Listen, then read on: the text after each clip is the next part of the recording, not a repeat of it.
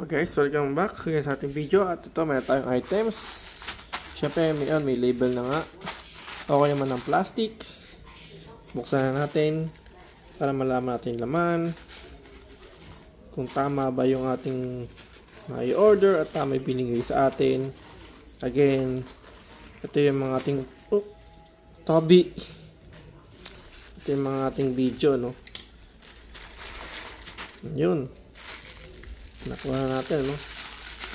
Ito yung kanyang plastic.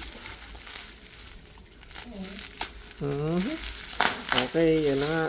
Ano lang po yun? Background lang po yun. So, ito po. Meron tayong tabi. Okay, meron tayong Panasonic na S23A ang kanyang model, ano? At syempre Japan ba to, Panasonic, pero hindi po, it's Chinese, no? At ito yung kanyang itsura. Actually gagamitin natin to sa ating doorbell kasi ating doorbell wala nang tunog. Okay, so ito po siya, no? Ayan, yun. So kayo na po mag-decide kung original po siya or just generic lang na Panasonic, kasi yun nga po yung nakasulat, not parang ng Japan, kasi we know naman talaga ang Panasonic isa na ng Japan.